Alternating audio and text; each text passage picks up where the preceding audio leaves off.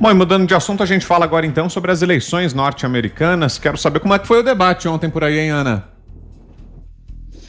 Olha, Vitor, foi bem diferente do último, né? Como comentamos aqui, o último debate foi muito polarizado, muita animosidade entre aí os candidatos, Donald Trump procurando a reeleição, Joe Biden aí 8 anos na Casa Branca como vice-presidente, agora tentando a presidência, e dessa vez foi bem mais civilizado.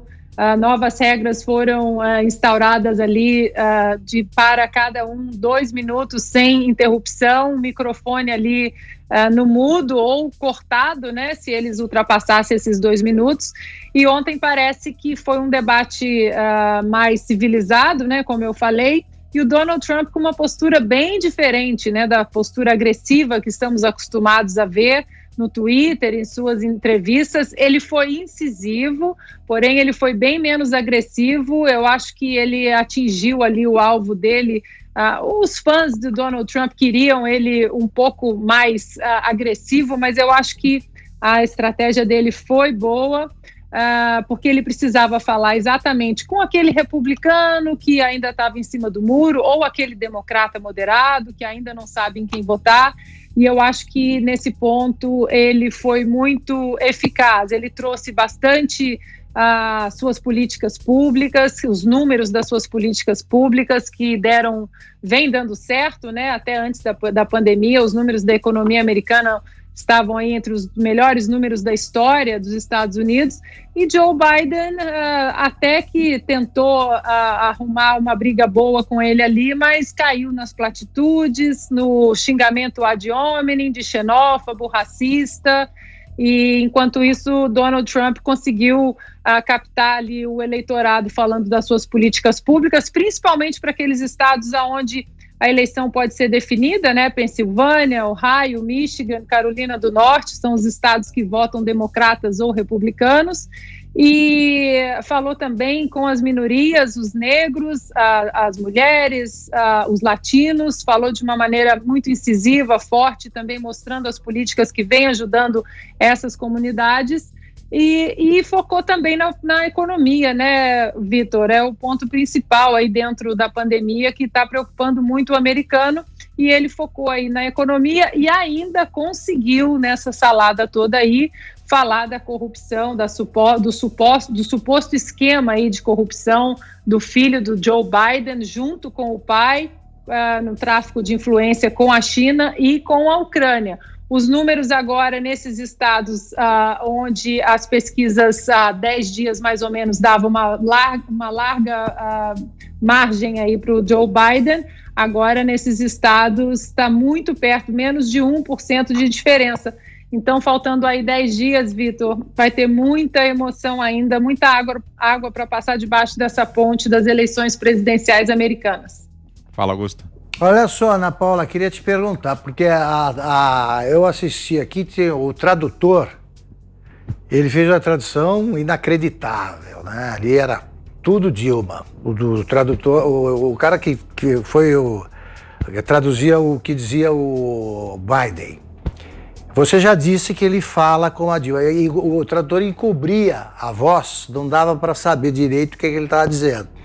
Se o tradutor acertou algumas frases, eu realmente fiquei espantado, porque ele muda de assunto, ele está falando de um negócio, ele cita um exemplo na linha da Dilma, o exemplo não tem nada a ver com o que está se discutindo. Ele fez isso ontem, ele é assim mesmo, ele continuou no estilo Dilma, ou é coisa do nosso tradutor aí? Não, Augusto, ele jogou umas mentiras assim no ar, e obviamente que aí as agências de checagem que tinham que verificar essas declarações aí não verificaram. Inclusive, esses estados-chaves, ali Pensilvânia principalmente, onde é um estado muito importante para qualquer candidato, ali a principal fonte de renda do estado é o fracking, que é a extração de gás e petróleo do solo, né? E o Joe Biden já há muitos vídeos aí na internet, Augusto, dele falando que ele vai acabar com o fracking, com essa extração de gás e petróleo do solo, assim que ele for eleito. E aí ontem, o Donald Trump, sabendo que a Pensilvânia é um estado importante, colocou isso no debate, mas você vai acabar com o fracking, a Pensilvânia vai sofrer. E ele, Augusto, disse: eu nunca falei isso. E é isso com uma infinidade de vídeos na internet. E aí ele respondeu assim: Augusto, duvido, coloca no ar.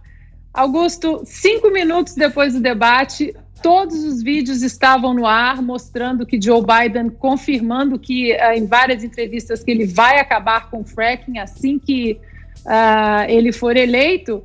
E, mais uma vez, o Donald Trump foi inteligente de mostrar como a plataforma econômica do Joe Biden vai aumentar os impostos da classe média e vai prejudicar esses estados também. Então, nesse ponto, essas escorregadas do Joe Biden, e aí foi a regra de deixar cada candidato falando 2 minutos, foi muito bom para o Donald Trump, que no último debate não deixava o Joe Biden falar, e é exatamente onde o candidato democrata escorrega, nas próprias palavras. Perfeito. Tem pergunta para Ana Fiuza? Vou até comentar isso, né, que ela está falando sobre a indústria do petróleo, né, porque, de fato, o Trump respondeu na hora: não, você disse, ele disse, não disse não, ele falou: está gravado. Ele falou: não, está gravado. Aí o Biden respondeu: então prova, posta nas suas redes e tal. Ou seja, ou ele tem amnésia, ou ele é realmente um cínico convicto, né? Assim, de levar aquele cinismo a toda a prova. Eles acham, esse Partido Democrata, que não é mais o Partido Democrata, né? Isso é um clube, e a Ana está falando agora sobre questão de impostos, né?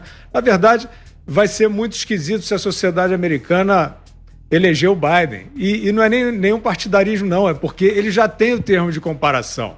O Trump reduziu impostos em relação ao Obama e tornou mais saudável a economia e a vida para todo mundo, inclusive para as minorias, para os imigrantes legais, né? Esse termo de comparação ele já tem. É claro que aí vai minha pergunta para a Ana, que essa questão da Covid, de fato, virou o grande estandarte desse clube de burocratas que virou o Partido Democrata. E ele faz, né, Ana, essa pergunta que eu te faço, quer dizer, eu vi um comentário seu, inclusive, falando sobre a participação pouco usual do Obama nessa campanha, do ex-presidente, e eles estão juntos nesta retórica de que o Trump é o assassino das vítimas de Covid, não é isso? Fiuza, eles estão usando a Covid como arma política também. Inclusive, ontem, Joe Biden tentou colocar a culpa de todos os mortos aqui nos Estados Unidos no colo de Donald Trump, e aí Donald Trump teve uma resposta bem interessante. Ele falou: não, Joe, a culpa não foi minha e também não foi sua, a culpa foi da China. Mais uma vez aí colocando o guizo no pescoço do gato, mostrando que a China foi muito irresponsável, principalmente na não divulgação, quando o vírus saiu de controle. E aí Joe Biden, então, chamou Donald Trump de xenófobo, disse que ele é racista, e aí Donald Trump, com uma retórica muito boa, um homem, né, do mundo dos negócios, muito acostumado com debates, disse: mas eu fechei o país dia 31 de janeiro para todos os voos vindos da China, da Europa, e você me acusou de racista e de xenófobo. Então você precisa decidir, ou você queria o país fechado, ou você me chama de xenófobo.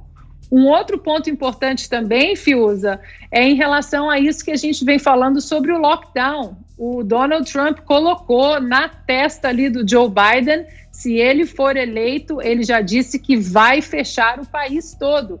E Donald Trump, como um bom homem de negócios ali, incentivando o americano saudável a não ter medo, a retomar a economia e isolar os grupos de risco, isolar os idosos, mas que a economia precisa girar, que as pessoas estão morrendo de fome, estão perdendo seu trabalho.